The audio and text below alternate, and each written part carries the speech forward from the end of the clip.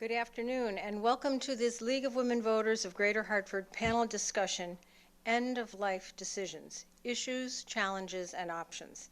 I am Carol Mulready, President of the League of Greater Hartford, and I will serve as moderator of this discussion with our distinguished panel. We are fortunate to be able to present this program in cooperation with West Hartford Community Television, with special thanks to its director, Jennifer Evans. We have a live audience here at West Hartford Town Hall, and the program is streaming live at www.WHC-TV.org. It is being taped for further distribution. The first part of the program will feature the panelists discussing the mission or goals of his or her organization in the way to help the audience understand options to consider at the end of life. Following the presentation, written questions will be accepted from the audience and presented by the program moderator.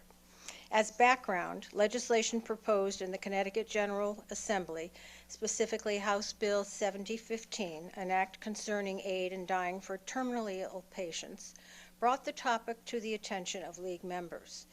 The League of Women Voters does not have a position on this topic. However, we thought that end-of-life decision-making is a topic that needs greater attention. There are many complex issues involved and much limited knowledge for many. One mission of the League of Women Voters is to educate ourselves and the citizenry. So we are taking this opportunity to offer a public service information panel as a nonpartisan political organization which encourages informed and active participation in government and increased understanding of major public policy issues. It is now my privilege to introduce our panel. I am going to introduce them in the order in which they will be presenting. First is Dianne Welch. Dianne is a master's degree nurse, as well as an RN.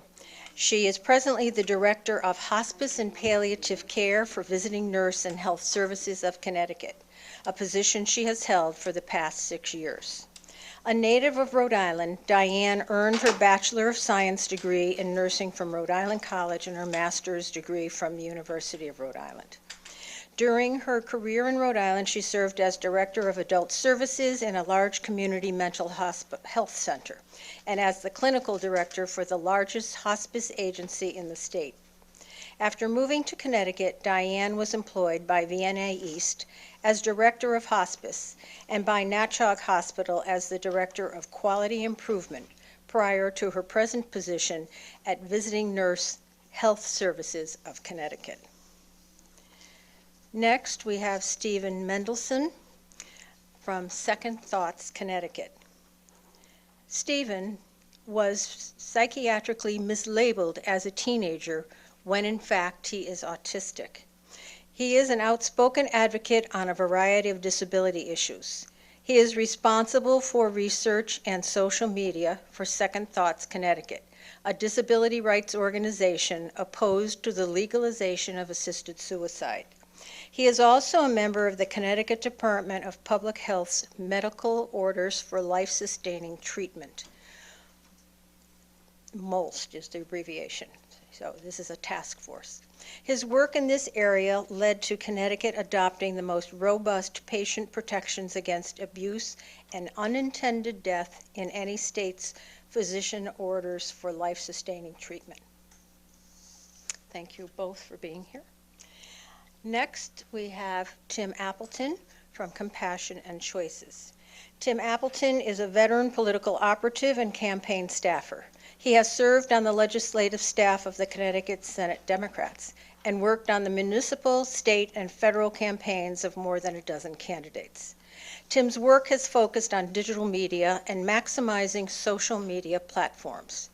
Since leaving state service, Tim has managed issue and political campaigns. Tim currently serves as campaign manager for Compassion and Choices, Connecticut, working to pass permissive aid in dying legislation in our state. Tim is married with 2 children and enjoys skiing in the winter, which you had plenty of this year, and sailing in the summer. Which I hope you have as much as well. True. And last but not least, Stephen Latham, a doctor of in the employ of University at Yale. Stephen Latham is the director of the Yale Interdisciplinary Center for Bioethics. Previously, he served as professor of law and director of the Center for Health Law and Policy at Quinnipiac University School of Law. He has taught business ethics at Yale School of Management and served as director of ethics standards at the American Medical Association. His research deals broadly with the intersections of bioethics with law. At Yale, he teaches a mix of undergraduate, graduate, MBA programs and medical college on law and bioethics, comparative bioethics, business ethics and law, and responsible conduct of research. He has taught health law and ethics-related courses at Northeastern, University of Chicago, UC Berkeley, Brown University, and Harvard. So again, we thank you all very much for being here and taking the time to prepare for a program such as this. We are going to go in this order. Dianne Welch will be first, followed by Stephen Mendelsohn, then Tim Appleton, and then Stephen Latham. And then your questions will follow that. Thank you. Thank you, Carol, and thank you all for coming out this afternoon. It's a pleasure to be here to talk to you today about hospice. My goal today is to be brief and to give you some information about hospice, as you may know about it or you may not know about it. So if you need more detail, I'd be pleased to answer any questions that you have later. I just want to do a quote of hospice. I think this sums up what hospice is about. If you'd let me read this for just a second. Hospice is considered the model for quality, compassionate care for people facing a life-limiting terminal illness, usually a 6-month prognosis. It involves a team-oriented approach to expert medical care, pain and symptom management, and emotional and spiritual support, expressly tailored to the patient and family's needs and wishes. At the center of hospice care is the belief that each of us has the right to die pain-free with dignity, and that our families will receive the support to allow us to do so. I think what's important here is that it hits on all of the aspects of hospice. Yes, hospice can be a medical approach to pain and symptom management, but it's also a holistic approach to the emotional and spiritual journey that one takes at the end of life. So what is hospice specifically? Hospice is a program. It's funded by Medicare and Medicaid and most private insurance companies. It's provided in homes, hospitals, nursing homes, and assisted living facilities. Most of our work is done in the home. Eligibility most generally follows Medicare guidelines. And again, I don't want to get too detailed about this, but I think this is important for you to know. So to be eligible for hospice, you have to, first of all, have a prognosis of a terminal disease. That has to be certified by your primary care physician and by our hospice medical director. Again, it is under the Part A Medicare eligibility, but Medicaid also has now, our state has approved for Medicaid to cover hospice services, and many private insurance companies cover hospice services. A person must receive hospice services from a certified hospice agency. So we're certified by CMS to do hospice services, licensed certification. And lastly, but most importantly, is that the patient and or their legal representative must agree to hospice. So it's a choice that somebody makes. You just can't sign somebody up for hospice because you feel that they need it. What is covered under hospice? First of all, let me talk about the diagnosis. Hospice used to be thought of as a service for patients who had a cancer diagnosis. And that's really not true. In fact, many of the patients, more of the patients in our hospice programs now nationally have a diagnosis that is not cancer related. And so we are talking about those chronic diseases, cardiac disease, COPD, neurological disorders, Alzheimer's disorders, dementias. So it's really broadened its scope. It's not just for cancer diagnoses. We offer a comprehensive team approach. And so when you enroll into hospice, you get a team at your service to really be an individualized treatment team for you. We have your physician. You don't have to give up your physician, so your primary care physician stays involved. Nurses, our hospice medical director, social worker, home health aides, chaplain, volunteers, very important in the hospice program, any therapies that may be needed, speech therapy, occupational therapy, physical therapy. You don't give up everything because you become on hospice. We also have bereavement services. And so after the patient passes, hospice continues to service the family for up to a year with bereavement services. What's covered? Hospice is paid at what's called a per diem reimbursement rate. So we get a daily reimbursement. Under that daily reimbursement, when you sign on to hospice, you are entitled to all of those services that I just mentioned, any of the clinical services or any of the ancillary services. All medications related to the terminal diagnosis are covered. Any equipment related to the terminal diagnosis is covered. Any treatments that you may want to continue, which are of a palliative nature. And when we use the word palliative, what we mean is comfort care, not going towards a cure. They are covered. So it really is, in addition to being a service that helps the family and patient through the end-of-life journey, it's also an economical benefit for patients and families to sign on to hospice because of those coverage issues. Those things are not covered under your traditional Medicare or under a lot of private insurances. We have different levels of care in hospice. Most patients, about 97% of patients, are on what's called the routine level of care. Routine care is provided to patients mostly in their homes, but also in nursing homes. It is when the patient goes into a normal course of the dying process. We have also what's called continuous care or inpatient level of care. That's a level of care that's just a step higher, where symptoms may have to be treated very rigorously. That's usually provided in an inpatient setting, such as a nursing home or in a hospital. We also provide respite for a family member. Caregiving is a hard process, and so we recognize that. For the family member that needs a break, we provide a respite. Their loved one could go into a nursing home that we have contracts with for a period of 5 days during any of the hospice benefit periods.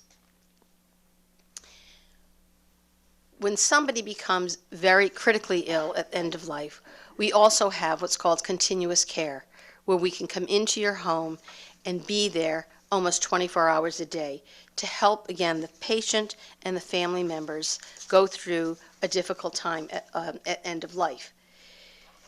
We do also, again, cover the family for bereavement services. Our bereavement department is very comprehensive. We contact the family members or whoever was involved, the significant others, the support services of the patient and families. We can see people individually. We offer the community and those family members bereavement groups, and we have ongoing social groups that call a step beyond to really help people heal and mourn and grieve in a proper way. So it's a very comprehensive, team-oriented approach to end-of-life care. We, as nurses, as physicians, are certified in hospice and palliative care, which means we have advanced training and examinations in end-of-life care so that we are experts in trying to help alleviate pain and symptoms. Many of the symptoms, difficulty breathing, nausea maybe, but pain is always a big concern for people at end of life. And so you have specially trained people 24 hours a day available to you to help you through that time. One of the things that I am not representing the National Hospice and Palliative Care Organization. However, the National Hospice and Palliative Care Organization has a point of view, rather strong point of view about death with dignity and, say, physician-assisted suicide. They are not supportive of it in feeling that hospice and palliative care offers an alternative that is viable, that is quality of life, dignity of life, pain and symptom management free. And so I just have to state that representing hospice, I'm not representing the national organization, but that is their standpoint, and therefore it is hospice's standpoint. One of the things that I would like to also stress is that Connecticut is one of the states, in fact, it's 49 out of 50, we have the shortest length of stay in hospice. Since I have been involved in hospice, and it's many, many years, one of our goals and our missions has always been to educate not only the community, but to educate physicians in hospice care. And I don't know why, but we continue to be the last state to really catch on. And we have the shortest length of stay. Alaska is the only one that came in behind us this year. And it's really a shame, because hospice is about developing relationships. The sooner we can get in, the earlier on in the disease process, that hospice journey is so much more valuable and so better. And so if I can leave you with anything today, I would really encourage you to educate others about hospice. If I can get the word out there, that's what my goal is here today also, to get the word out. And if you or a loved one need hospice, please approach your physician. Call hospice. We can approach your physician, because the earlier on that somebody is on hospice, the benefits are so much greater. Thank you for your attention. Thank you. Thank you, Diane. And Stephen Mendelsohn, if you would be next. Yes, Thank Stephen you. Mendelsohn. I'm from Second Thoughts, Connecticut. Okay. Yes, Stephen Mendelsohn. I represent Second Thoughts, Connecticut. We are a disability rights organization that is strongly opposed to the legalization of assisted suicide. We have also worked on other end-of-life care issues in Connecticut, including the MOLS pilot, the Medical Orders for Life-Sustaining Treatment pilot at the Department of Public Health. We also support right to try laws, so to give people, a multiple number of choices. Let me say how our name came about. We were actually the sister organization to Second Thoughts Massachusetts. And the name Second Thoughts comes from the fact that at first, when people think of assisted suicide, or as Tim would call it, aid in dying, people think it's about choice. And then when you dig deeper and when you start seeing all of the collateral damage that it causes, people have second thoughts and oppose it. The disability perspective is often, we have been actually the most vocal, we are actually the most vocal opponents of assisted suicide in the country. And we have people, myself, I know Megan Schrader from Massachusetts traveled here to New Jersey, filing testimony all around the country. And we will sacrifice everything to try to stop this.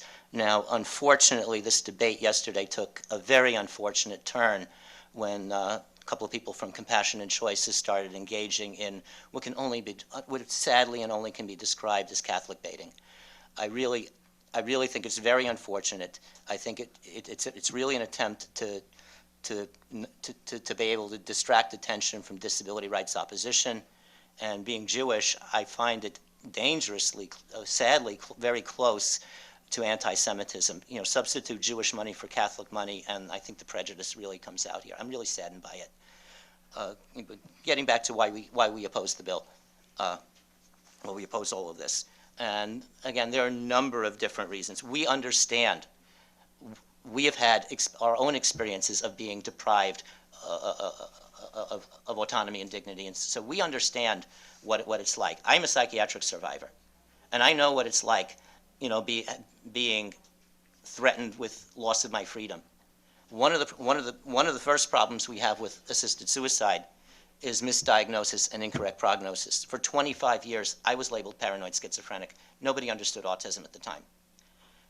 With assisted suicide, misdiagnosis can wind up being essentially a death sentence.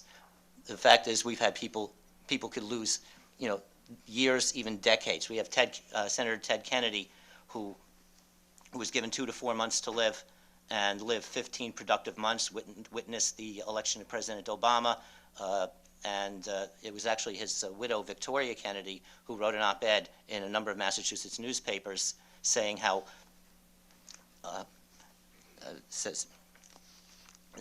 basically saying that it actually, that the legalization of that Question 2 in Massachusetts basically distorted Kennedy's vision of health care for all, making patient suicide rather than patient care the standard. We have actress Valerie Harper, was given about the same amount of time to live. She's still alive, fighting about 27 months later. Most dramatic example we have is John Norton, who at age 18 was diagnosed with ALS, given 3 to 5 years to live by both the University of Iowa Medical Center, I believe, and the prestigious Mayo Clinic. 6 years later, the progression of his disability, of his disease process stopped. He's alive today. He's a member of Second Thoughts Massachusetts. He's alive today at age 77 with a wife, children, and a successful career. Had assisted suicide, and he writes in an affidavit, had assisted suicide been legal then, he would have jumped at the opportunity. Imagine throwing away 60 years of your life. So, I mean, that is a huge problem. Doctors make mistakes. You simply cannot say that simply because you have a second doctor confirming. I mean, again, as with John Norton, let me just, a couple of other examples I had here. Jeanette Hall, an example from Oregon, and she was given 6 to 12 months to live, but her doctor persuaded her to accept treatment. She's alive today, almost 15 years later, and is absolutely glad she did not, that her doctor persuaded her not to use the Oregon law. And one more example, Rahami Malamed Kohen, who's known as, quote, Israel's most famous terminal patient. He has ALS and was given 3 to 5, and like John Norton, was given 3 to 5 years to live. And basically, in his case, while he can only think and blink his eyes, he says, quote, if the doctors had let me die, I would have missed out on the best, most beautiful years of my life. He's written books, and he uses Microsoft eye tracking technology, and he basically says, it's really his attitude here. Don't despair, be optimistic, and work on joy in your heart. No matter what you're lacking, think of what's possible to do in your present situation. Another concern we have is elder abuse. There are about 73,000 elders abused in Connecticut each year. And under House Bill 7015, it opens a huge window for an heir or somebody else to abuse somebody. While heirs cannot be witnesses under the law, an heir can hire 2 close friends to go to an elder abuse victim's home, basically intimidate the person or coerce the person into signing the lethal request, mail in the request to a doctor who may not entirely know what's going on. And after that, there are no witnesses at the most important time, at the time of death. Tim will probably tell you about 35–40% of the people in Oregon get the drugs and don't use them. What happens if the person may have gotten the drugs, but to change their mind, and then you have the only person there is the person's heir who wants access to the estate, and then says, maybe it's time for Aiden dying here. We have no way of detecting. The law has no investigational authority, so we have no idea whether the person took the pills voluntarily or not.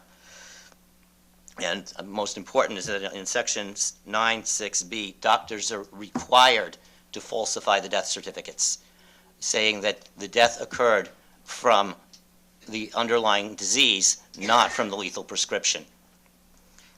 And as far as that goes, I would say Those who do not remember the past are condemned to repeat it. The possibilities for elder abuse here are enormous. There's also the issue of people with communication disabilities. The Act is actually rife with ambiguity. There's some conflict here, but there is a point where it says, allows a third party to communicate for the patient if, and the words here in the definition of competent, communicating through a person familiar with the patient's manner of communicating. And there's a woman from New Jersey, Dawn Parcott, who said that this provision actually, this kind of a provision actually threatened her life, because as someone who has a severe speech disability, she was really threatened that somebody else could actually communicate for her under that portion of the Act. So she says, abuse of the elderly and disabled is a growing problem, making coercion virtually impossible to prove or stop. Who can confirm that the assisted suicide choice was freely made when the only witness is dead? With the lack of witnesses present, someone else could administer the lethal drug without the patient's consent. Someone could use an alternate method, such as suffocation. Who would know? The mere presence of the lethal drug request would provide an alibi. Without witnesses, the patient's control over the time, place, and manner of his or her death isn't guaranteed. There's also a section, the definition of self-administer, which isn't quite what it means in English. It means simply ingesting. So ingesting means if somebody else puts the pills to your mouth, or puts the pills in a feeding tube, or perhaps even somebody who's sleeping, they've ingested it. There's a very loose ambiguities here that could lead to even more abuse. Another problem we have is the deadly mix with medical cost cutting.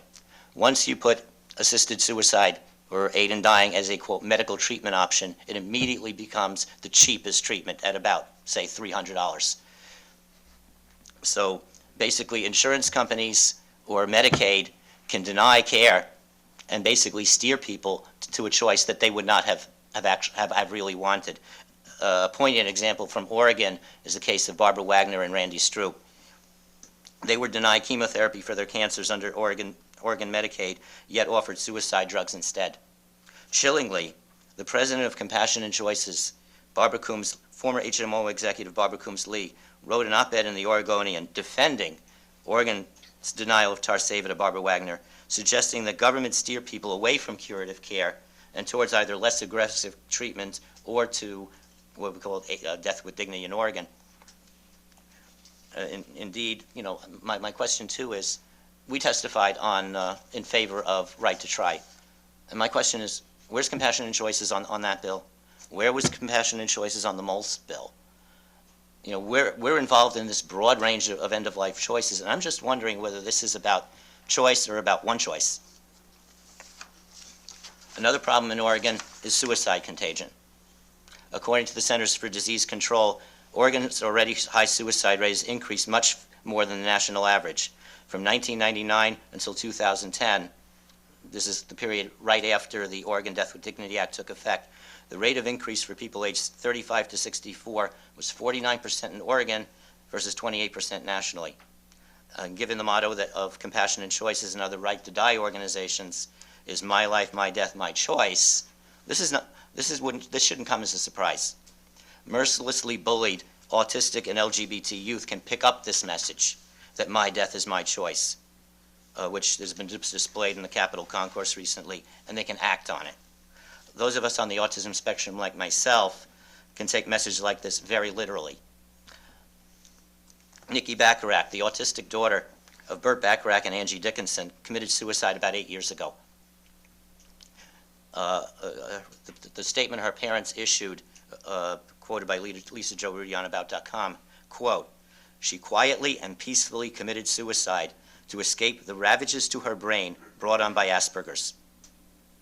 This strange and creepy announcement is the logical product of this kind of assisted suicide advocacy, where, quote, peaceful suicide is glorified and disability is viewed as ravaging our minds and bodies.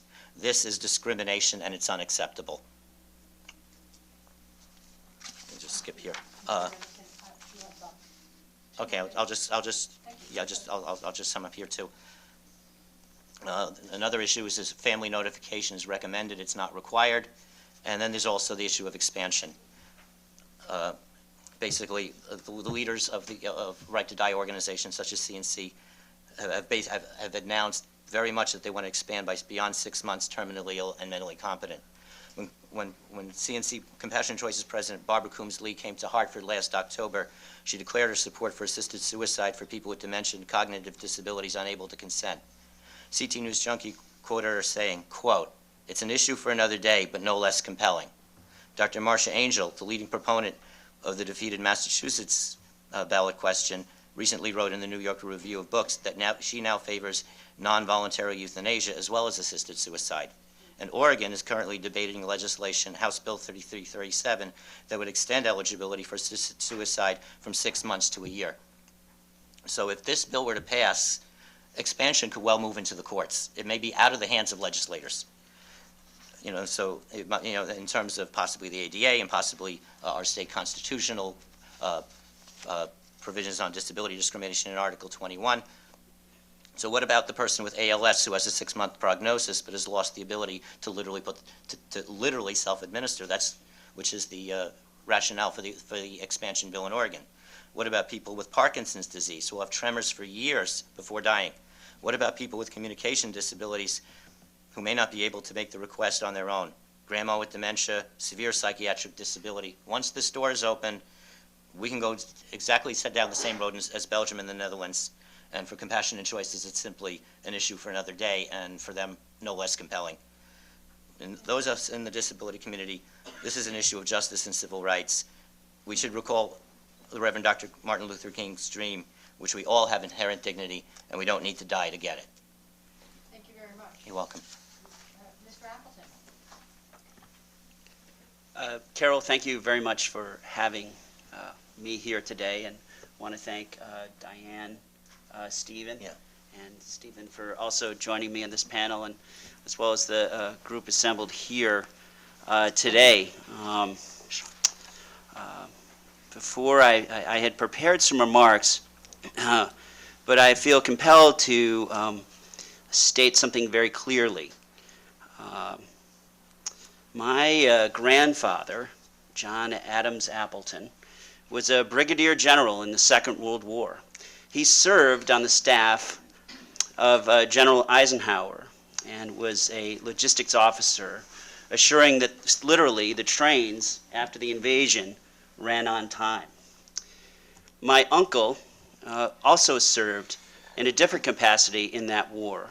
He was a sergeant, and he was surrounded by Germans in the Battle of the Bulge, and served in the 101st Airborne. As Carol, you mentioned briefly, I've been involved in a lot of political campaigns and have been called a lot of different things. Stephen, I respect you. Yeah.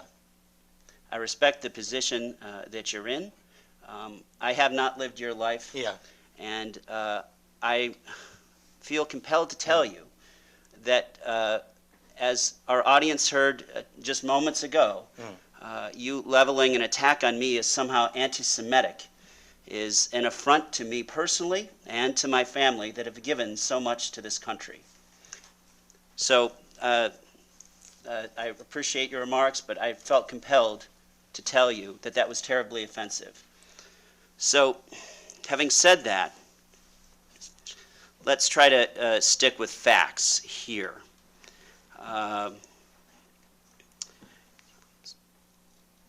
In advance of becoming the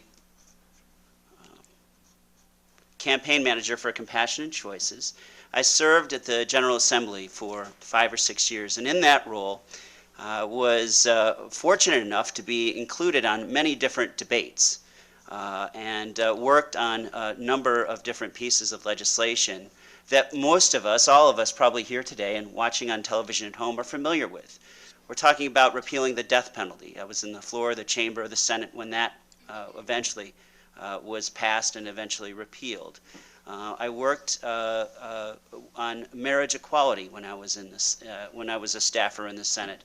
I also worked on the decriminalization of marijuana. These are big issues that we all face here in our state, and I was very, very pleased to play a small part in that, Did I play a big part? No, but a number of different people played small parts and helped move Connecticut forward as a progressive state, and I'm very proud of that.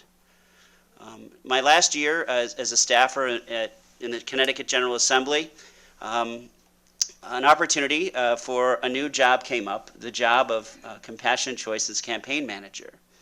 And although I'd given a lot of thought to reproductive choice for women, my mother was one of the first people to join Planned Parenthood in Western New York when I was a kid with my aunt. I hadn't really given that much thought to the end of life. And at first, it was kind of an academic exercise, and I'm sure many people understand that you're applying for a job, you do a little research, you find out more about it, and something changed, and that was my good friend, a wonderful skier that I know, and we mentioned skiing before, his name is Al. He lay dying in a Bridgeport hospital of liver cancer. And as a staffer of the General Assembly, we were able to figure out a way to fly a flag in his honor, because he was also a veteran, fly a flag in his honor over the state capitol and get the state capitol police chief to attest to that happening. And we presented this flag to Al probably maybe 5 days before he ended up passing away. And for those that aren't familiar, liver cancer is a terrible disease, and what ends up happening to Al and to many other people is bile starts filling your stomach because your liver can no longer process it. And if you go to Stop and Shop on the way home and you get 3 or 4 liters of soda, right? It comes in liters. Imagine putting that in your stomach when you're terminally ill. And that's what was happening to my friend. And as I presented this flag to Al with friends of ours, it was a very moving moment. And although I never talked to him about this issue and never spoken to his family subsequent, I felt that Connecticut could do better for Al and for people like him than just presenting him a flag at the end of his life. And so at that moment I realized I really wanted this job and I really wanted to work on this issue. Let me tell you a little bit about our organization. Stephen said some things about Compassionate Choices, and I can tell you that we are the largest and oldest nonprofit organization out there that supports, educates, and advocates on behalf of end-of-life choice. And what end-of-life choice means could mean something different for many different people, as long as you're terminally ill and mentally competent. If that means, like my friend, to go to that next round of chemotherapy, that next round of radiation treatment, to fight and fight and fight all the way to the end, then that is a choice that we support for you at Compassionate Choices. If that's what you want to do, we're going to be right there with you. It should also mean the converse. And by that I mean, if you are terminally ill and mentally competent, you should have the right to go to your physician and seek out medication that would achieve a peaceful death, if that is your wish. Now, the great benefit of taking this job in Connecticut is that this has been practiced, as Steve has referenced, in Oregon for 17 years now, nearly 2 decades. This isn't an idea that a few people thought up just a few days ago when it's not been tested. This has been one of the single most studied pieces of public policy in our nation. And each time the study comes back, if it's an independent one, it will say that because this choice exists in Oregon, end-of-life care gets better. Oregon has much more hospice referrals than Connecticut because this choice exists. Oregon has longer lengths of stay because this choice exists than in Connecticut. I share many of the same concerns you do, Dianne. My father, who is also a veteran, he availed himself of hospice care at the end of his life. He was diagnosed with a terminal throat cancer, and it was a really terrible time for all of us because, as you know, sometimes you can get a diagnosis and within 6 months pass away, and that's what happened to my dad. And if hospice had not been there for us, it would have been a terribly, terribly difficult situation, even more so than what it was. And I certainly appreciate those that serve in that capacity. So what Compassionate Choices does, 20% of it, is advocating in states like Connecticut for change in legislation to pass permissive aid in dying laws or death with dignity laws. 80% of what our organization does is through an 800 number, and I have magazines with the number over there on the table. This 800 number is staffed by people who are licensed clinical social workers that will help you with some of the more mundane tasks of death and dying. So it could be something like filling out getting a do not resuscitate order started, or filling out a living will, or assisting in the paperwork. Or it could be even more and more private and personal. As Dianne will tell you, the journey towards the end of life is the most private and the most personal one someone will ever take. These clinical social workers, licensed clinical social workers that are on the other end of this phone, support people in that role. And it makes me proud to sit here before you and say I represent an organization that helps people at the end of life. So the legislation, as I said briefly, is modeled after the Oregon law. And in 17 years, only 859 people have availed themselves of the Death with Dignity Act, have gone through the rigorous process with all the safeguards to get this medication. Only 859 people. And Stephen, you were right. About 40% of those people that get this medication, that go through the entire lengthy process to get the medication, 40% of them die a natural death without ever using it. But for them, they have a means with which to conquer the illness that's already killing them, the terminal illness that's already killing them.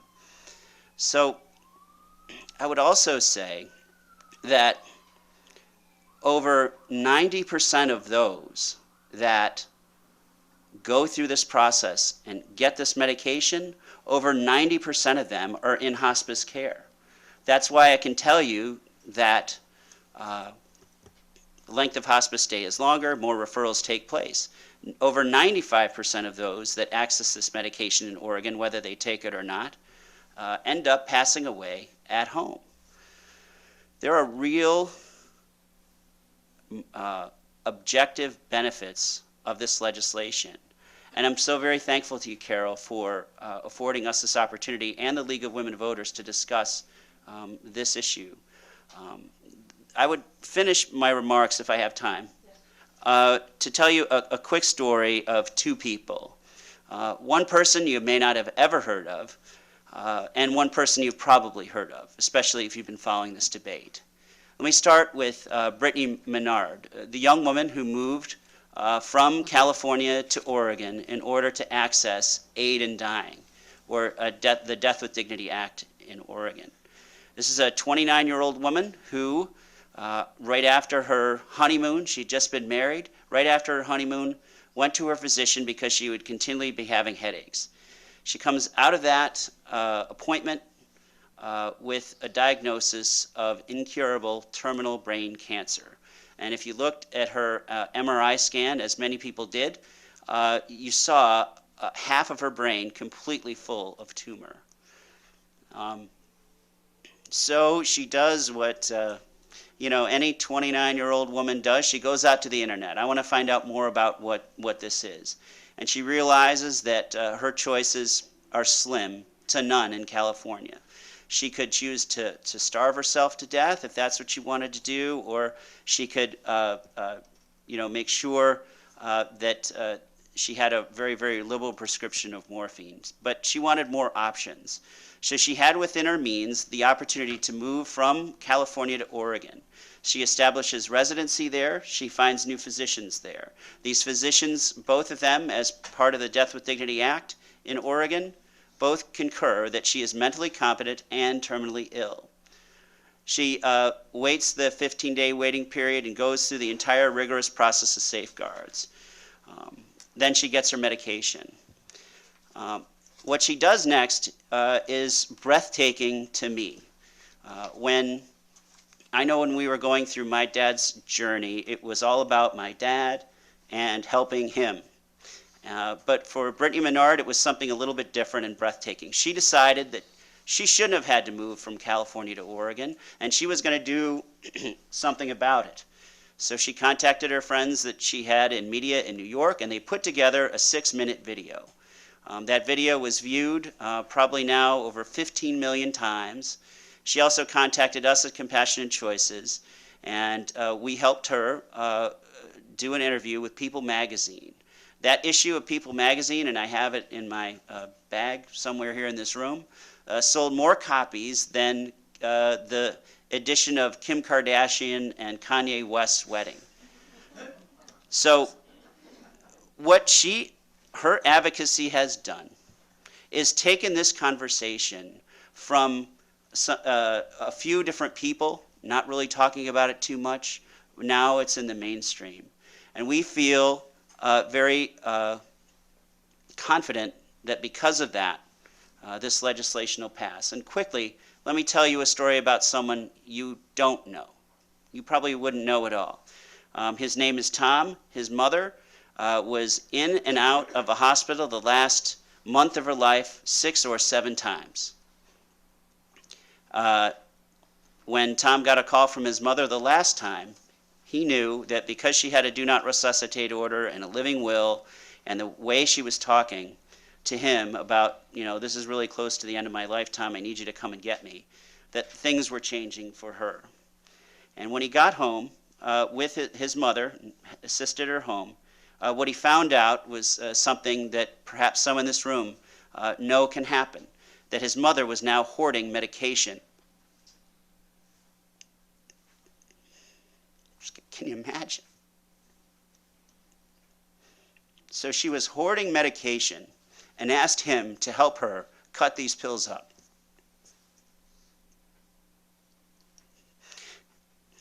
And no matter how many times I tell it, because I know, Tom, it's emotional for me.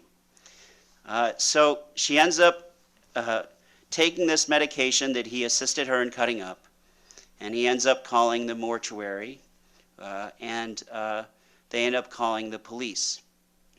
And in the end, when it was all said and done, Tom ended up, now carries, a felony conviction of manslaughter.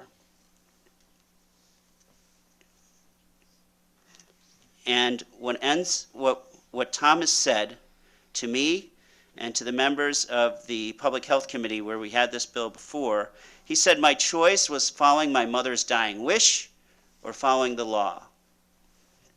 And I would ask people in this room and watching on television, I know, you all know, we can do better than that. And that's why we're fighting for this issue. And Carol, thank you if I went over my time. 1 minute, maybe. All right, thank you, Mr. Appleton and Dr. Latham. Carol, thank you very much.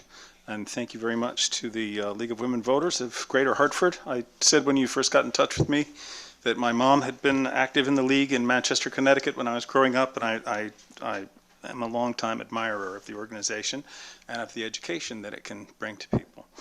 I'm an academic. I come from Yale University. I mostly teach college students there about medical ethics and law. I have some views on aid in dying and death with dignity laws and so on, but they are only my own. They're certainly not Yale's, and they're sufficiently muddled and careful to really mark me out as an academic. I am not a vigorous advocate on either side of the debate, and as John Kerry never said, I was against it before I was for it.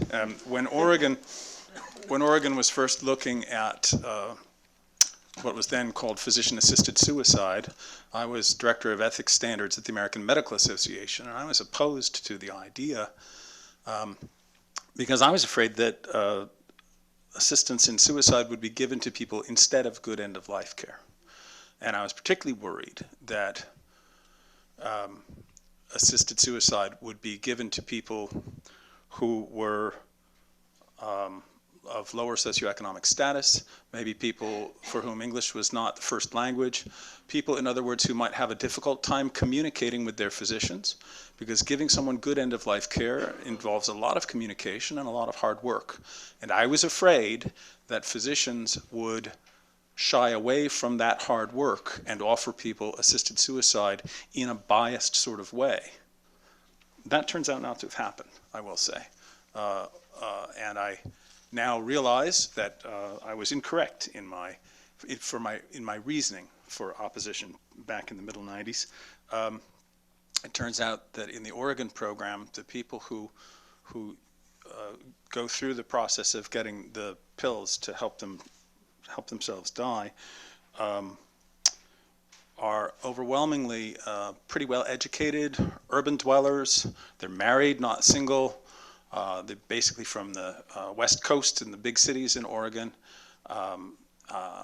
Very few minorities have used the program, so it's not a picture of exploitation. I like to tell my students that assisted suicide is for control freaks. It's been mostly used by educated people who are used to being in charge and who continue pressing that at the end of life. Having said that, though, I nonetheless have several worries about assisted suicide. Let me get to those in a moment. What I'd like to do first, since the title of this session is a lot broader than just assisted suicide, is to tell you all what rights we already have in Connecticut to sort of situate this whole thing. First of all, if you're reaching the end of your life, you ought to be able to get palliative care and hospice care. You ought to be able to get good symptom control. We have some wonderful palliative care physicians, for example, at Yale New Haven Hospital. In my view, we have too few of them. We have wonderful palliative care physicians, and of course, Connecticut Hospice, a leader in the national hospice movement. But on the whole, our state, as Dianne already said, our state does not do very well. We have a very short length of stay in hospice, which is an indication that physicians and possibly families think of the decision to go to hospice as a sort of surrender that you make at the very end, instead of thinking about it as a way to make the whole dying process more comfortable and to make it more possible for people to gain whatever goods or values they can gain through going through a more dignified and controlled death with their families.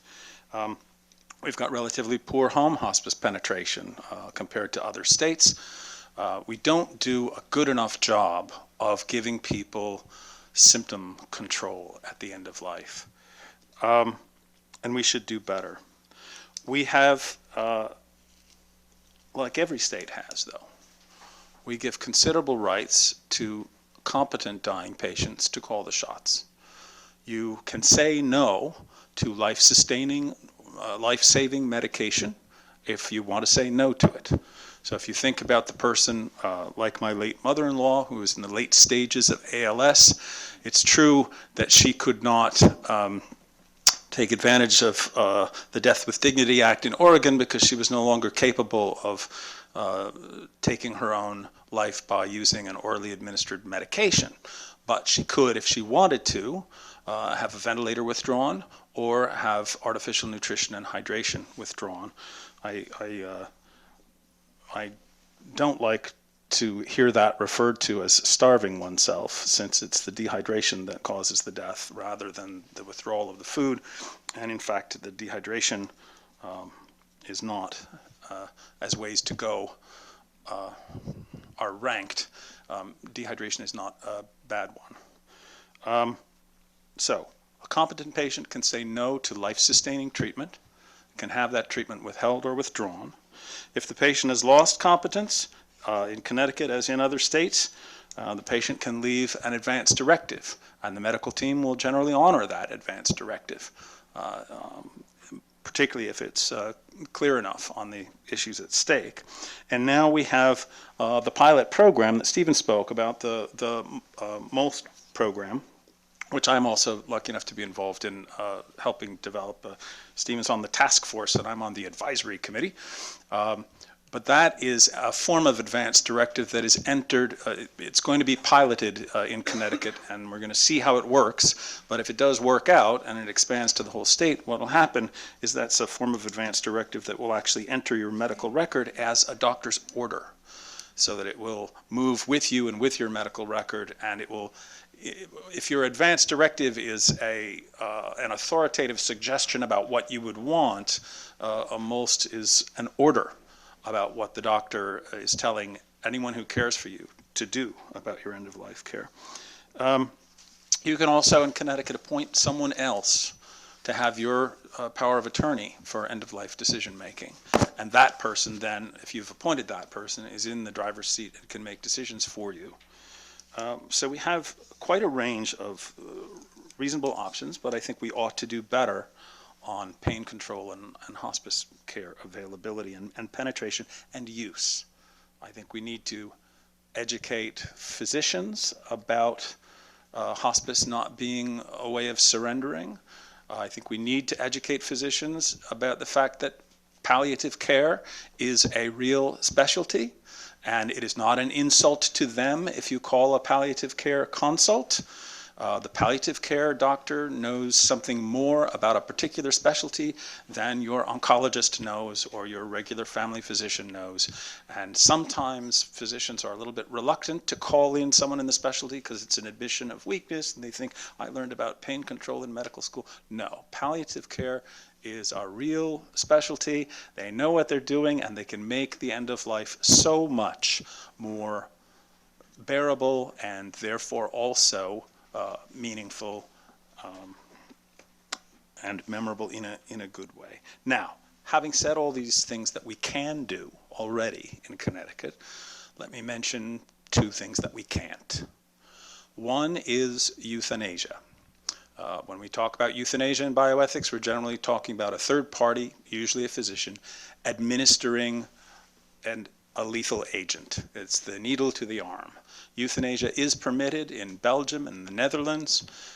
No one, I think, is talking about that in the United States now, partly because when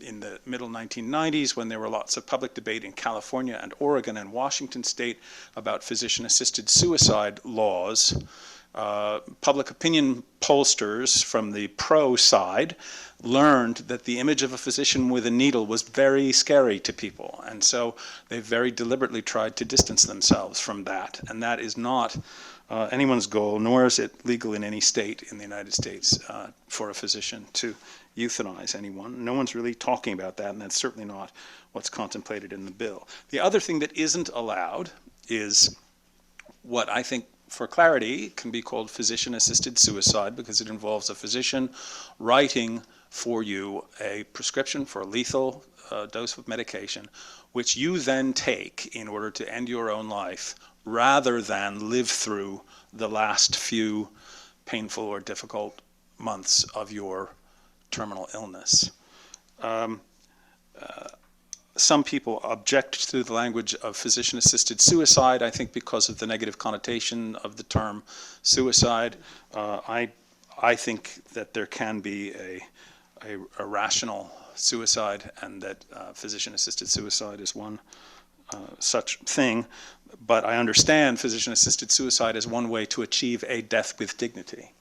I worry, though, because the general term aid in dying is broad enough to include euthanasia, for example, and no one's really talking about trying to advance euthanasia. We're talking about whether or not people should have access to lethal medication that they can take themselves if they are competent with a terminal diagnosis. Let me say maybe two things I'm not worried about, and a couple of things that I am worried about with regard to physician-assisted suicide or aid in dying.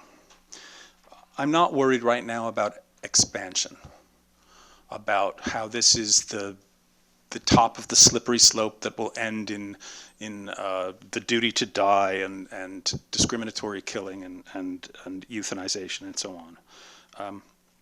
To worry about hypothetical future victims of a hypothetical future regime, I think is to miss the point that there are people who are going through very difficult deaths now, and they could be helped now with the right legal regime. So I would like to put off debate about things that aren't actually on the table. I'm also not worried so much about the hypothetical nefarious murderer who does in the great aunt who isn't capable of speaking and so on. I admit that those things are possible, but I admit that there are abuses possible in any legal regime.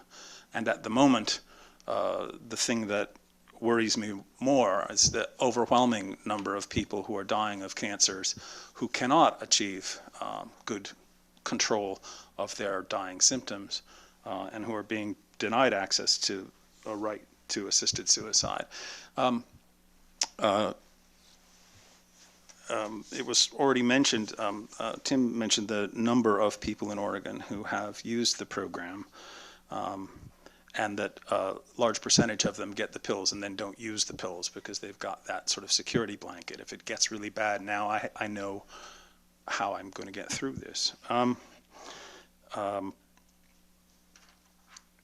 But the other thing that number tells you is that in the 17 years of the Oregon program, 17 years of the Oregon program, there have been that number of hundreds of people for whom, even though Oregon has really excellent hospice penetration and very good palliative care as it's ranked among the states, there have still been hundreds of people who wished to avail themselves of an assisted suicide right.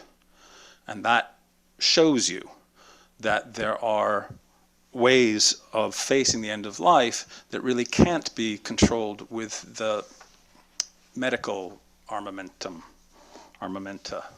tools. But what am I worried about?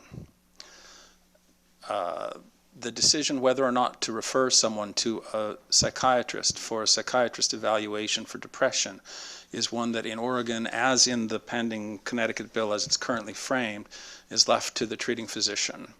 A number of psychiatrists have argued that there ought to be a mandatory referral to a psychiatrist for anyone who wishes to avail themselves of the assisted suicide option, because psychiatrists are better at sorting treatable depression from a rational decision to end one's life in the face of unalterable suffering. I think I'm in favor of that, although I'm wary of the fact that that will raise the cost of assisted suicide to the patient and the insurer by calling yet another physician to the table to make a judgment. I also like the idea of a referral to a palliative care service as a prerequisite for getting a lethal dose of medication, because it seems to me that if treatable pain is ever the motivation for someone who wants, is ever the primary motivation for someone who wants a lethal dose of medication, then we ought to do something about that by making sure they have access to the best possible pain control. So I would like to see a version of this bill that pressed people toward a palliative care consult before the lethal medication was made available to them. The flip side of that, though, is that Connecticut is actually not richly supplied with palliative care or specialty services in its hospitals, and it would be in some ways rather perverse to withhold lethal medication that would facilitate death with dignity from someone because they didn't have good pain control available. And I do agree that the numbers that Tim mentioned do seem to show that with the advent of an assisted suicide option in Oregon under the Death with Dignity Act, palliative care and pain control has actually grown better, and hospice penetration has grown better. Because what happens is when the patient raises the subject, the physician's response is to say, why is this a choice you're interested in making? Is there pain? Are there pain problems? Can we refer you to someone? In addition to that, it also seems to be the case that there's a lot of awareness about pain control and palliation. I say this in a humorous way, but I mean it seriously. No doctor wants to have her patient say to her, "Doctor, I would rather commit suicide than continue under your care." Right? So in fact, the presence of the option raises the consciousness of physicians about their responsibilities to keep their patients well treated. So I will say that in general, I'm in favor of bills like Connecticut's bill. There are a couple of additional safeguards that I'd like to hear more debated, and those are about psychiatric referral and about referral for palliative care. And I do want you all to remember that this is an option added to the menu that we already have in place that allows us to do advanced directives and substitute decision-making and allows competent patients to say no to life-sustaining treatment if that's what they want to do. You ought to be aware of all of those rights that you already do have before you even enter into the debate about whether we need to add to those options with a bill like the one that's being considered. Thank you.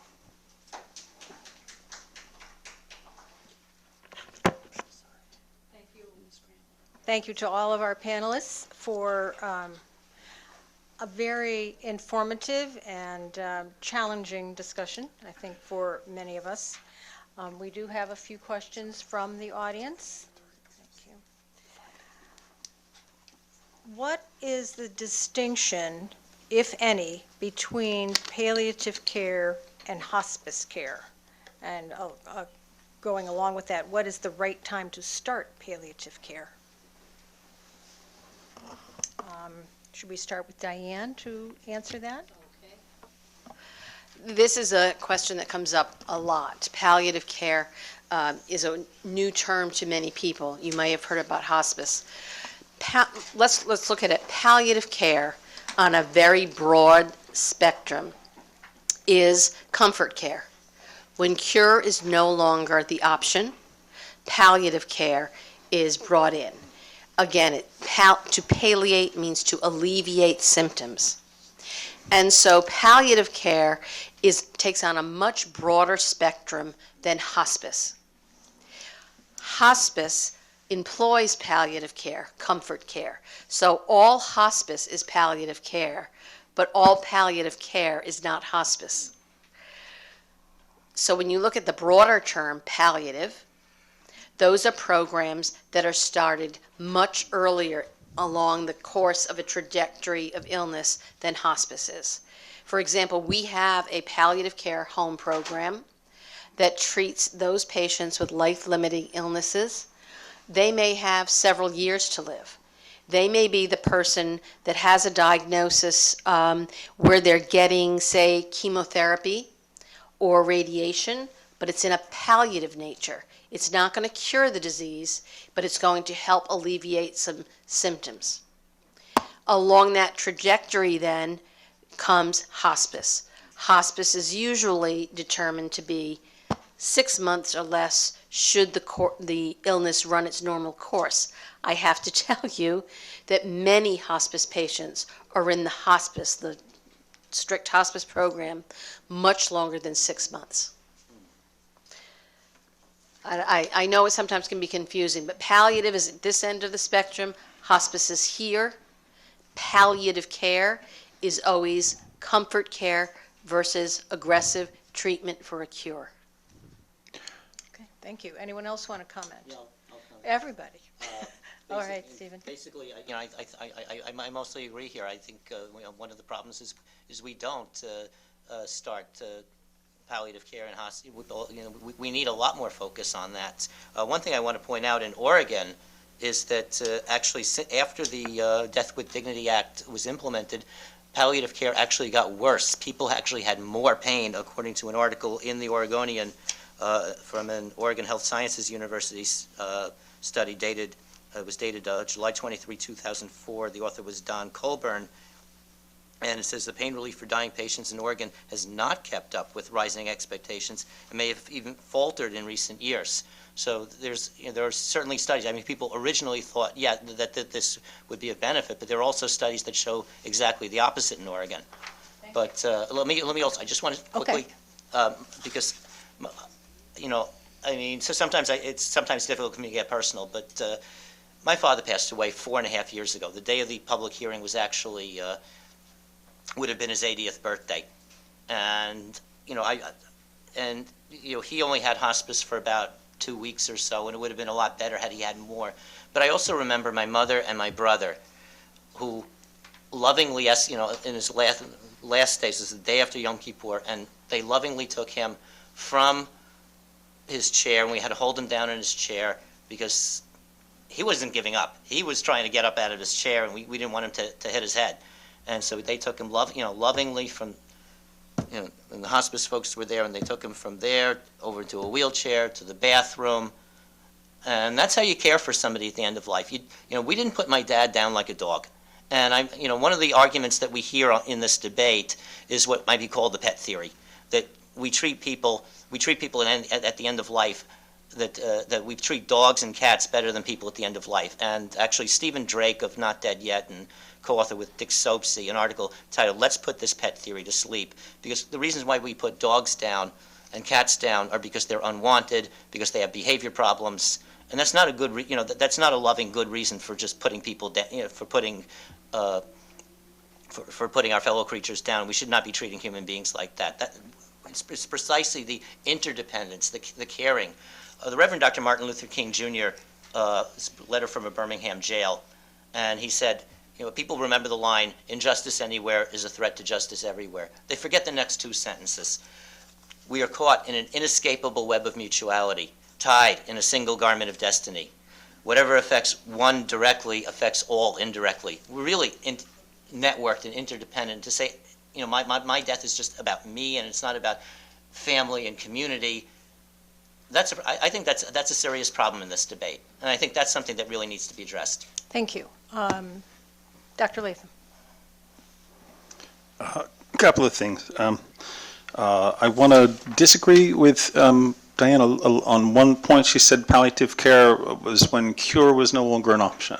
I don't think that's true anymore. I think you can call in palliative care services, well, even as you mentioned later in your comments, even when you're still pursuing chemo and so on. So the question as written said, when is the right time to start with palliative care? When you're in pain that your existing physician has not been able to control. That's the right time. There are pediatric palliative care services. There's palliative care. Most palliative care has been associated with end of life when you've stopped trying to do aggressive treatment. But now, because these guys are just better at pain management and better at pain control, I think we ought to be calling for palliative care consults more liberally and earlier, and not always in connection with giving up on treatment interventions. Hospice is a more difficult question, and I think it's a very personal question. When should you start doing hospice? I think the answer is that you should start doing hospice when you would prefer to control the quality of life rather than to continue in the medical struggle against your disease. And that implicates lots of questions about how much hope you hold out, how hard it is for you to go through your treatment, what your family expects and wants for you. I think the questions are very, very difficult.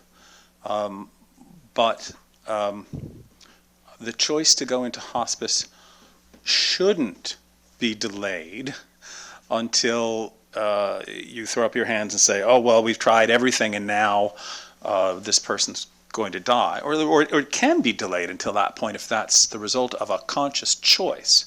But really, I think the most important thing is, rather than just thinking about when the hospice choice should be made, when should the conversation start?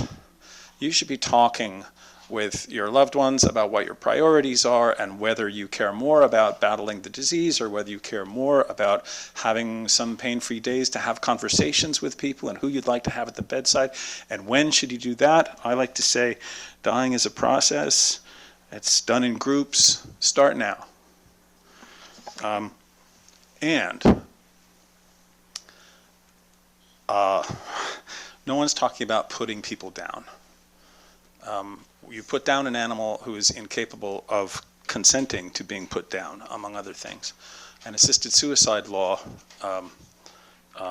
does not involve third parties euthanizing someone who they don't think is useful anymore. It involves the dying patient making a choice that they want to ingest this lethal medication rather than live through the forecasted final months of their lives with their terminal illness. I see some things to worry about there. I am worried about misdiagnosis. I am worried about depressed people taking the medication instead of seeking treatment for their depression. I'm worried about the choices being driven by inadequate pain control. But I don't like the rhetoric of it's treating people like pets. It's not. The idea is to give them their own control, and that is certainly not what we do when we put pets down. Mr. Appleton. I'll just be brief. You know, when my dad was passing away, we got hospice, and he got his diagnosis with about 8 months before he passed away. And the hospice people, and this was in New York State, Western New York, were in my dad's home, 120 days before he passed away. And that's probably a model of what you would like to see here in Connecticut. Right. In Oregon, in states where this is legal, when that patient starts discussing aid in dying or death with dignity, that's when that physician, and we were talking about this moments ago, is very present in that moment and starts asking a series of questions. One of them is, have you been in touch with hospice? If not, let's start that now. Another question they ask is, have you discussed this with your family and how do they feel about it? All these things, all these questions, the physician starts asking as a result of this option being available. And one thing we know to be true in hospice care is when someone goes through the process of VSED, or voluntary stopping of eating and drinking, and Dianne, I'm sure you can attest to this, what ends up on their death certificate isn't starvation, is it? It's actually the underlying illness. And I know you've heard today that a discussion of lying on the death certificate, this takes place now, and no one calls that dishonesty or a lie. When my mother was diagnosed with, at age 12, of diabetes, and with 12 years of her life with type 1 diabetes undiagnosed, my parents, or my dad, my grandmother, the doctor, and the coroner all fought hard to assure that diabetes was on her death certificate, because the heart attack that killed her was not on their death certificate, because my dad and my grandmother felt strongly that that misdiagnosis for 12 years added to her suffering. So these conversations about death certificates are very, very important, but we should be very clear and understand what we're talking about. And thank you very much. Thank you. Several of the things that have been mentioned in the course of this discussion that you've just finished mentioned misdiagnosis, so you've touched on that. So there are a number of questions here that are those worries: the danger of misdiagnosis, the elder abuse, falsification of death certificates. I have a couple of them here, so I definitely would like you to address that a little further. And then I want to make sure we save time for another question that has to do with lethal doses that might come at a certain stage. So let's start with you, Dianne. Welch, please. You must see some of this misdiagnosis and may be aware of elder abuse. How do you see those issues as a practicing nurse? Well, as practice in hospice and palliative care, when patients come to us, the misdiagnosis issue isn't as prevalent. We certainly have seen, and studies have proven, that when patients avail themselves to palliative care, their lifespan is actually longer.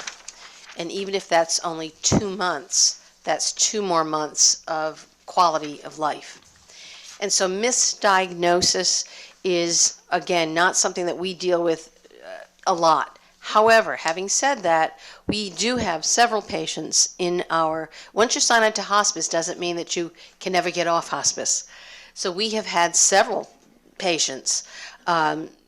We've said you've graduated from hospice because what you thought was that terminal diagnosis, prognosis of 6 months, has gone on and on and on. And so there are certainly those cases of misdiagnosis.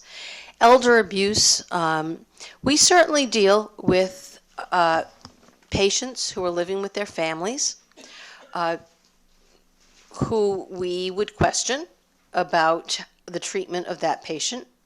We, as a hospice or as a visiting nurse association, have a duty as professionals to report, and so we will get protective services involved, we will get the physician involved, and we do have to sometimes make some creative use of our treatment plan. In other words, who does control that medication? Are there lock boxes in the house? Certain things like that. But I have to say, honestly, we haven't seen that be a rampant problem.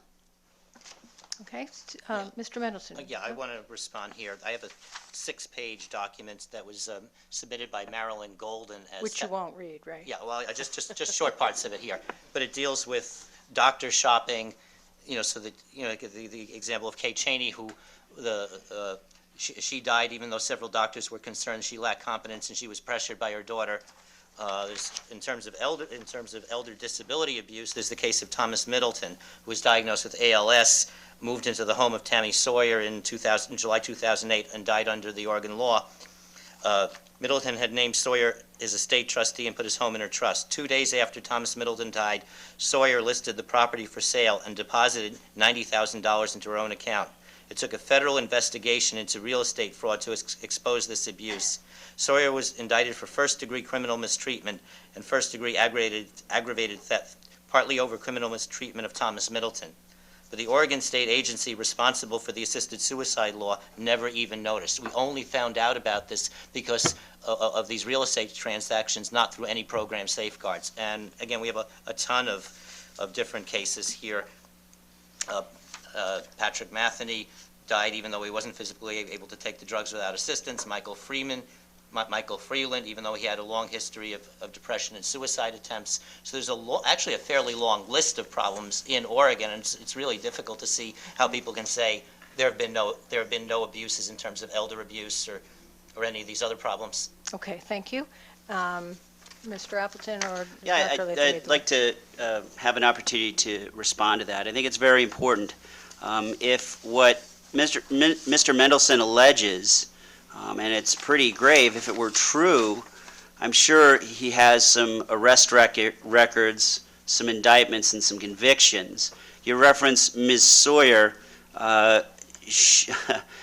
She actually was convicted of defrauding quite a few people. You referenced partly as partly responsible. So I think what the audience should remember is that there have been 9 independent studies of Oregon's death with dignity law. There's a report that comes out every single year from the Oregon Department of Health. These are peer-reviewed journals and a state agency coming out every single year, and it says very clearly there's not been a single attributed case to aid in dying of abuse, misuse, or coercion. There are newspaper accounts, rumors, and innuendo, but in the end, when it matters, and matters in facts, I think you're incorrect. Hey, Dr. Latham. I'd just like to say something briefly about misdiagnosis. It is true that physicians are not terribly awesome at knowing for sure that you only have 6 months left to live. And that's partly for biological reasons. The metabolisms, for example, of very older people are often sufficiently slower than the average human metabolism that cancers actually progress in their bodies much more slowly than you might think they would. So that people can graduate from hospice, people can be sent to hospice and live for more than 6 months, often for 18 months and so on. So what does that say about an aid in dying statute and its advisability? Well, it says that is a fact, that it really ought to be the responsibility of everyone's physician to discuss with patients. If the topic of aid in dying comes up, it really ought to be part of the responsibility of the physician who has the discussion with the patient about this to say, we could be wrong. You could be losing some months, and this is my best forecast of what those months would be like for you if you didn't use these pills or this powder. That should be part of the discussion, and it should enter into the decision that's being made by the competent terminally ill patient, if that's at all possible. I'd like to expand on that, if I may, just for a moment. And that's where the great grace of this legislation exists, because it takes that issue just mentioned and it puts it squarely in the patient's hands, and it becomes a patient choice. And for me and the tens of thousands of supporters we have across the state, that's very, very important. I just want to say one brief statement. And this is from Dr. Katrina Hedberg of the Oregon Department of Human Services. We are not, quote, "We are not given the resources to investigate assisted suicide cases, and not only do we not have the resources to do it, but we do not have any legal authority to insert ourselves." So when people say that there's no abuse in Oregon, there's no record of abuse because the act actually covers up the problems. Again, we falsified the death certificate, so on the death certificate it says the underlying terminal illness, so we have no way of investigating. There are, again, other problems here that make it impossible for anybody to come in and actually look and see whether any abuse happened. There, again, no witnesses at the most important time. At the time the person takes the lethal prescription, the only person who could be with that person is an heir trying to trying to coerce the person or jam the drugs down the person's throat or maybe kill him in some other way. The existence of the lethal prescription serves as an alibi. So there's no way we know, with 40% of the people who get prescribed the drugs not taking them, we have no knowledge as to whether somebody changed their mind and then was coerced by an heir. Okay, thank you. Dianne, do you have anything that you'd like to add? Well, it might sound off topic, but it occurs to me that one of the things that we haven't perhaps talked about a little bit more heavily when we talk about choice at end of life and personal choice, and we did a little bit on abuse. Our experience in hospice and palliative care, and this is not a judgment statement, I think it's human nature, often reflects that the patient gets lost in this process as an individual. And so we go into many family situations, well-meaning, loving family situations, where the patient knows exactly what they want. And I'm not alluding to assisted suicide, giving up treatments, really having a quality of life versus quantity of life. But it's the family members that are saying, just give it one last try. I can get you to that treatment. Don't give up. Don't give up. We talk about death. If you ever read an obituary and it says they lost the strong battle against cancer, they succumb to this. We think of it as a war that we have to win instead of a journey that we will all take. And so if I can also, say to you as members, of a family, we're all going to encounter this, the death of a loved one or someone who's dying, to really let them have their choice at end of life and not impose our own denial or anxieties or what we wish for the patient on them. Thank you. And that's borne out, that's borne out in the Quinnipiac poll that's come out each of the last 2 years. This past year, 63% of Connecticut residents say they support aid in dying. And if you dig deeper into the poll, what you realize is some of them might not choose it for themselves, but, and this is what gives us great hope and what makes Connecticut one of the greatest states around, is that they certainly would not seek to deny that choice to someone else if that someone was terminally ill and mentally competent.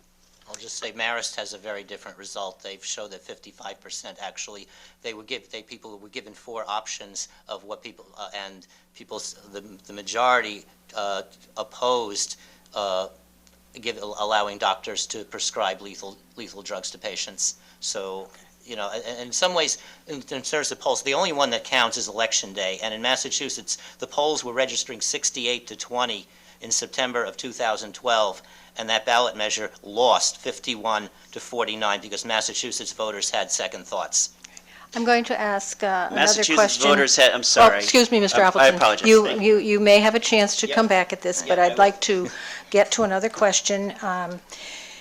How does a physician-assisted dying jibe with the Hippocratic oath that all physicians take? Dr. Latham, you look like you're I ready. can do that one. First of all, the Hippocratic Oath, most doctors don't take it. Could you explain that? Yes. The original Hippocratic Oath is from Hippocrates, from ancient Greece, and people often think that it contains the phrase, first do no harm, but that actually comes from a different thing that Hippocrates wrote, and it is nowhere in the oath.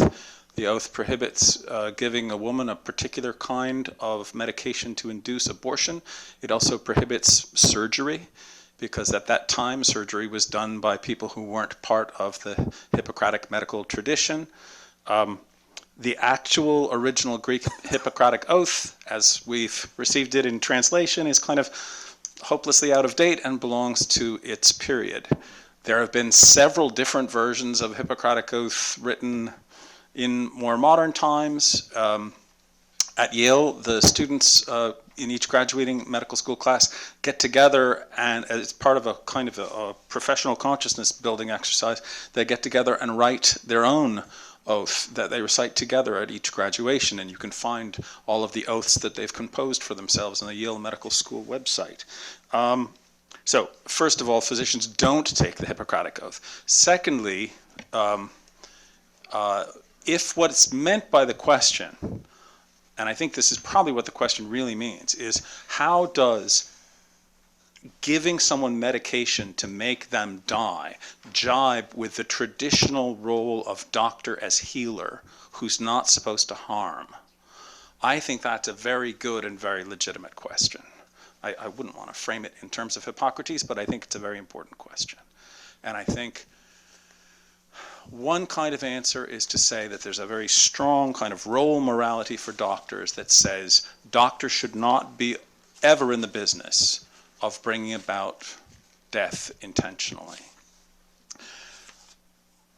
But in fact, in many contexts now, we ask them to do that. I mentioned earlier that we all have the right as Connecticut residents to ask our physicians to withdraw life-sustaining treatments from us. When we ask them to do that, they don't just leave the room and have someone else run in and unplug the machine or something. No, when a doctor withdraws you from ventilation or takes off artificial nutrition and hydration or takes you off antibiotics for the pneumonia that is killing you, because you request that, they don't stop caring for you, right? They manage your symptoms. They're there at the bedside. They give you drugs so that you don't get air hunger if you withdraw a ventilator. They put glycerin on your lips and ice chips in your mouth so that you don't feel thirst if you're having artificial hydration withdrawn, right? So doctors are very often in the business of helping people to die, even under the current legal regime, but helping them to die in a way that limits their suffering. So if your conception of the doctor is not about life pursuing, but about caregiving and suffering reduction, then there isn't necessarily a clash between aid in dying and the traditional physician's role. But I will say that the American Medical Association, for example, vote of its House of Delegates when Oregon was first looking at physician-assisted suicide, they framed their they were against it, and they framed their objection in terms of the physician's traditional role. They also say that physicians should never assist any state in lethal injection, even by finding the vein, or by pronouncing the death, or by treating a patient so the patient gets well enough to be executed. All of those things are prohibited under the AMA Code of Medical Ethics because they have a very strong view about physician not being related to death dealing.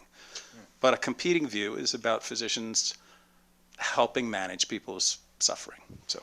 And you're right, Dr. Latham, and that's why a bunch of different medical organizations are supportive of aid in dying, including the American Public Health Association, that counts more physicians as their members than the American Medical Association that opposes it. The American Medical Students Association, the National Association of Social Workers, the American Medical Women's Association, the American Board of Legal Medicine, and the American Medical Students Association, they all support aid in dying because they want to provide choice for people and at the end of their lives.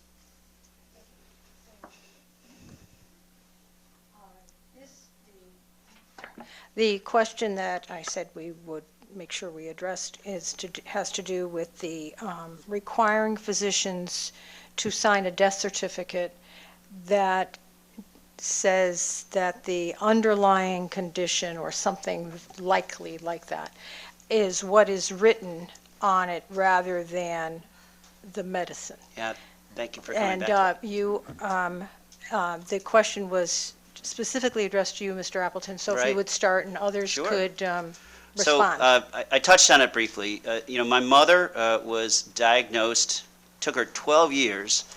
She was lived in Jane Lou, West Virginia, back in the 50s, and it took physicians and a trip to the Cleveland Clinic to figure out what was finally wrong with her because she'd been so ill.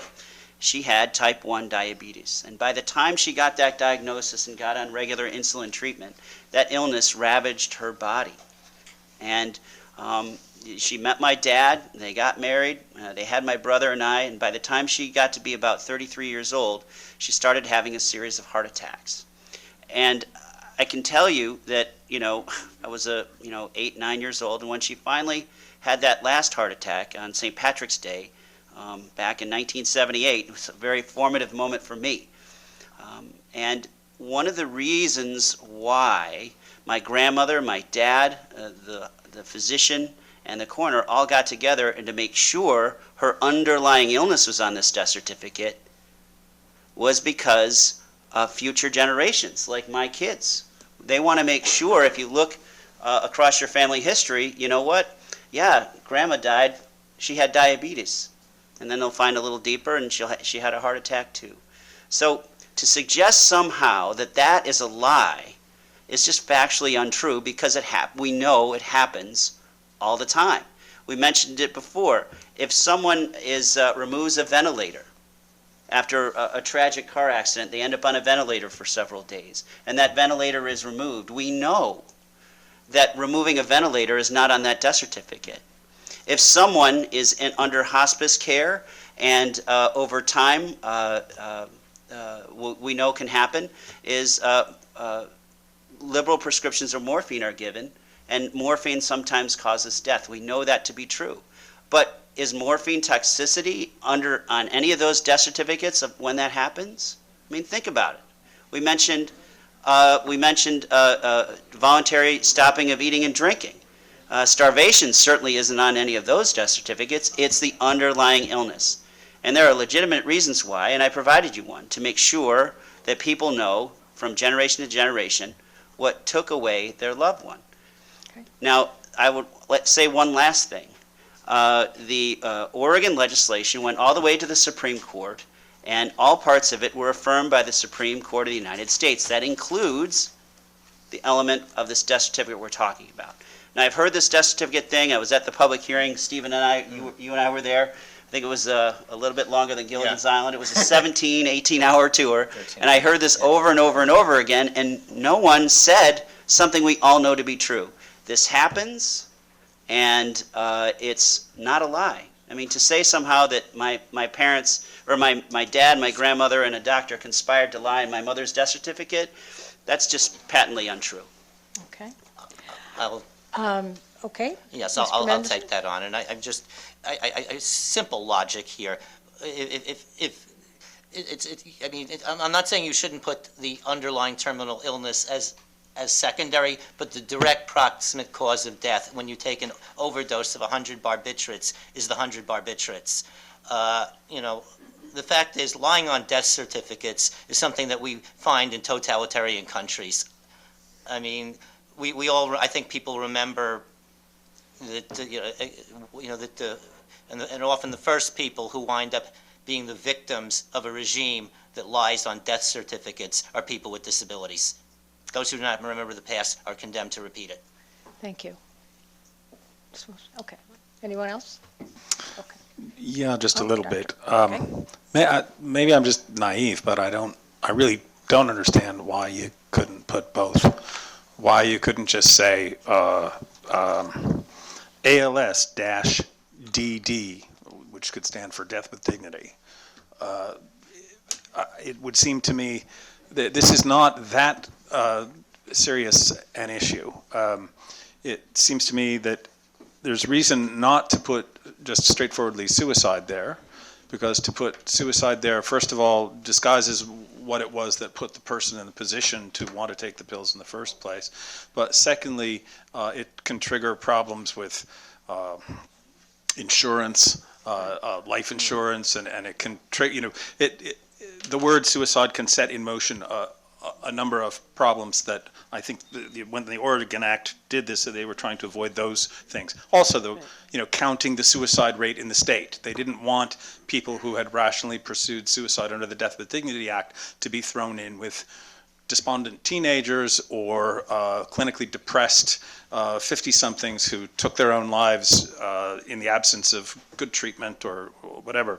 So there are reasons to sort them, but I don't see why you couldn't have a state death certificate regime that could manage to say both cancer and the pills taken in association with the cancer. And one thing that hasn't come out yet today, and I want to address it, and I appreciate the extra time, is that what we're talking about is simply not suicide at all. Suicide is the desperate act of a otherwise healthy, mentally ill person. Aid in dying is a measured act of a terminally ill, mentally competent person. And to lump those two together does a great disservice to people that are already dying and are mentally competent. I find that, as a psychiatric survivor, I find that very disturbing. I know what it's like to be on the short end of the psychiatric stick. I know what it's like to have my freedom basically to almost lose my freedom, and the idea that we should make a distinction between two different kinds of suicide, I think, is offensive. The fact is, aid in dying is very much suicide. Suicide simply means sui, self, side, kill. When you're taking a lethal dose of a lethal overdose of barbiturates, regardless of whether it's prescribed by a doctor, you're killing yourself. It's just as much, in terms, we have other people trying to redefine things. It's sort of like trying to say that stripping is not stripping if it's done as part of a burlesque act. Thank you very much. That's interesting. There are a couple of hopefully simple questions, and then I have one final. Well, I know. No, this one seems to be pretty straightforward. Is there and this is really probably for you, Dianne, Welch, as much as anyone else, what is the average hospice stay in Connecticut, which you have stated is too short? The last statistics, which are several years, we always get our statistics, and they're several years behind, was the average length of stay of hospice was 39 days in Connecticut. Now, if you look at what the hospice benefit, if we're talking strictly benefit is, that's at least 6 months. So it's at least 180 days at the least end of the spectrum. So we have 39 days. That's the average. The mean or the median, is usually around 14 days, That, which is shocking. yeah, that is, I would agree with you. So to be clear, that means that a few people with very long stays drive up the average. But if you asked, how long do most people spend in hospice in Connecticut, your answer would be 2 weeks. About 2 weeks. That seems to definitely call for some improvement, doesn't it? This question, perhaps also to you, Dianne.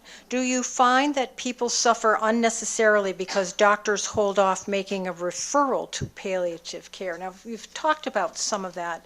Should it be earlier in the diagnosis? And if you just clarified, what you believe in each of your realms about that, I think that may be helpful to the audience.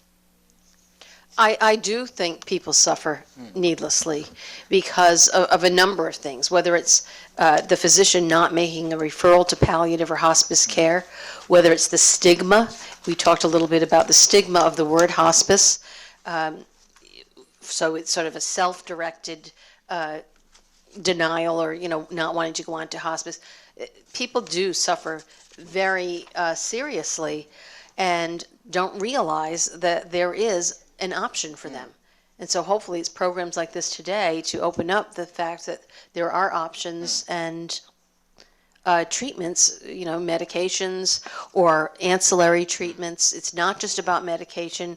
We do a lot of ancillary therapies, Reiki, aromatherapy, pet therapy. It's treating the whole psyche. So definitely people suffer needlessly. Mr. Mendelsohn? Yeah, I would agree. I would very much agree that we need to do an awful lot more in terms of palliative care, hospice care, home care. I think a lot. If you look at the Oregon statistics, the reason why people are choosing to die under the Death with Dignity Act is not about pain. That's down number 6 on a list of 7 that are reported by the physician. These are actually fear of disability. It's loss of autonomy. People who want this hyper need for control, and they can't be interdependent. They don't understand how my friends with disabilities live on a daily basis. People like my friend Kathy Ludlam, who have a personal care attendants, and she's an incredibly independent life with a very severe disability. So you have loss of, quote, dignity. We in the disability community are very offended by that claim. Now, I want to get to Dr. Ira Byock, who's probably the nation's leading palliative care physician. And what he says here, what he says here, as a physician, I have devoted my life to advocating for the rights and well-being of seriously ill and dying people and their families. If legalizing physician-assisted suicide represented an authentic extension of personal freedoms, I would be an ardent advocate. In reality, giving doctors the authority to write lethal prescriptions represents acquiescence to well-documented social failures and unmet needs of ill people and their families. While masquerading as progressive politics, the right to die is an effective slogan, legalizing physician-assisted suicide is regressive social policy. Let me skip here. If I thought lethal prescriptions were necessary to alleviate suffering, I would support them. In 34 years of practice, now about 36, 37, I have never abandoned a patient to die in uncontrolled pain, and have never needed to hasten a patient's death. Alleviating suffering is different from eliminating the sufferer. Allowing a person to die gently is importantly different from actively ending the person's life. Thank you.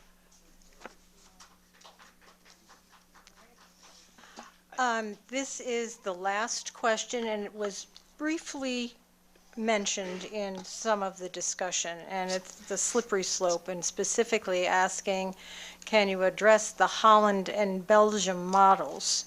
Do we ever foresee that happening in this country, that slippery slope? Let me start with that. Mr. Sure, absolutely. I would say the answer is clearly no. In fact, in Oregon, there's a bill in their General Assembly right now that's being considered, and Compassionate Choices opposes it because it seeks to expand qualification for aid in dying. We are in the last 17 years, Compassionate Choices has stood firm. We want to make sure that those that are terminally ill and mentally competent and able to self-administer medication are able to access aid in dying. And that's it. You know, we are talking about a narrow band of patients, 859 of them in 17 years. And to expand that is something we're simply not interested in. And, you know, I would also add this. You know, Stephen, I have not walked a mile in your shoes, but I definitely recognize and appreciate those with disabilities have been marginalized in our society. One of our greatest supporters is Peter Labasi, whom perhaps some people know here in this audience. Peter was the general counsel to Health, Education, and Welfare and worked ardently to fund the Americans with Disabilities Act. And he and I and our tens of thousands of supporters across the state, if we felt for one moment that someone with a disability would be somehow coerced into this, none of us would support it. And you know what? We have 17 years of practice in Oregon to show that has not happened. I understand your fears, but the facts are that they're unfounded. I'll respond to that. Mr. Mendelsohn? Okay. I mean, again, the reason why Compassionate Choices and the Death with Dignity National Center opposed the Oregon bill is because it would inhibit their ability to pass legislation, similar legislation here in Connecticut and other states. It gives credence to it. But I want to point out, I think the most important thing is that the president of Compassionate Choices, Barbara Coombs-Lee, came to Hartford, Real Art Ways, last October 9th. And she was asked a question about assisted suicide for people with dementia, who were unable, and cognitive disabilities, unable to consent. And the article on CT News Junkie reports her responding, quotes, "It is an issue for another day, but is no less compelling." You know, I was there, Stephen. I'm let not me sure that I finish. saw you, and I think what you're doing is something you've done tonight, and I would say that you're taking things out of context there, and I would also suggest that we should be very careful attributing motive to what an organization does or does not do. Thank you, Mr. Appleton. Let Mr. Mendelsohn finish. Okay. Again, Dr. Marcia Angel wrote in the New York Review of Books, she is the lead proponent of assisted suicide in Massachusetts. My good friend John Kelly, who's the New England Regional Director of Not Dead Yet and the Director of Second Thoughts Massachusetts, we were just on a conference call this morning, and Dr. Angel says she now favors non-voluntary euthanasia at the end stage. So we're seeing, and a lot of this expansion has come after the Brittany Maynard case became public. It seems like there are people who've sort of, that they're actually indicating their true intentions. We've seen this in other places, but it's increasingly becoming more common that sort of the cat's out of the bag here.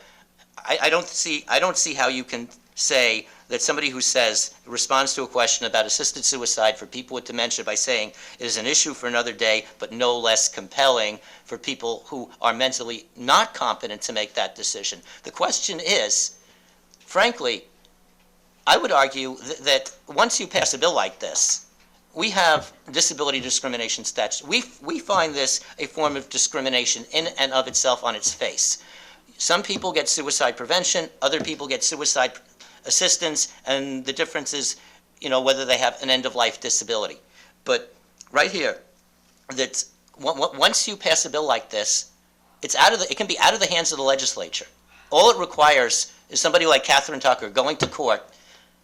Right now, Blick controls. Right now, the only way the law will change is through the legislature. But once you overruled Judge Origema's ruling in Blick that says that 53A56 is suicide, assisted suicide is suicide under the statute. Once you overrule that, then what about the person with ALS who can't self-administer? What about the person we heard several people testify on Wednesday about that they or their relatives had Parkinson's. That can torment for years. Booth Gardner. Okay. Carol. We're getting a little way right, from what my original afield question was, so I'm going to end that right there and go to either Dianne or Dr. Latham if you want to tie up this final question on this topic. I wanted to say something about Belgium and the Netherlands. Yes. Neither Belgium nor the Netherlands require terminal illness. Their standard is instead untreatable suffering. And both of them permit euthanasia in the face of untreatable suffering, in addition to assistance in suicide via getting a lethal medication.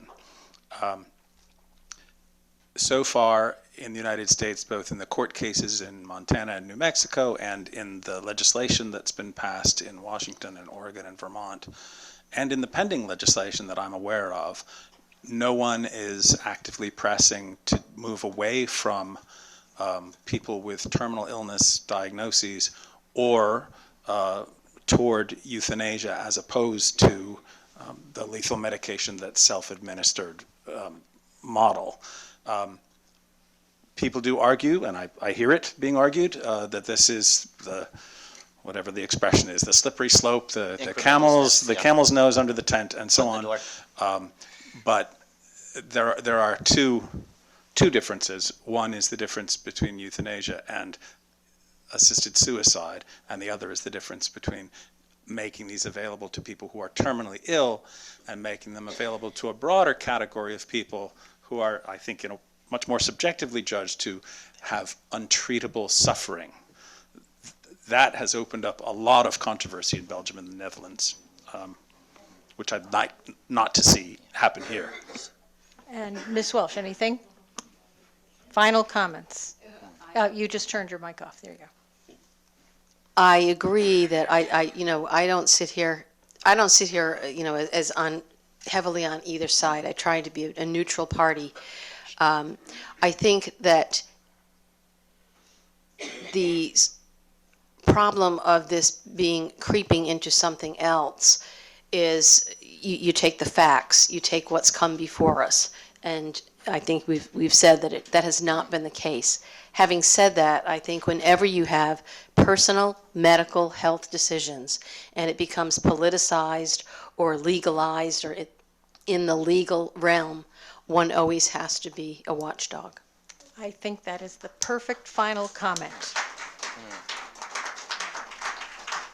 Thank you all for your very good questions and for coming to be part of this League of Women Voters opportunity for a public issue to be discussed. I thank again our very fine panelists, Dianne Welch, Stephen Mendelsohn, Tim Appleton, and Dr. Stephen Latham.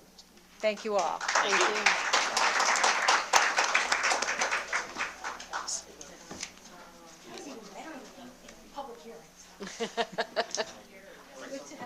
Yeah. Yeah, it's a Thank you. nice to meet you. Nice to meet you too.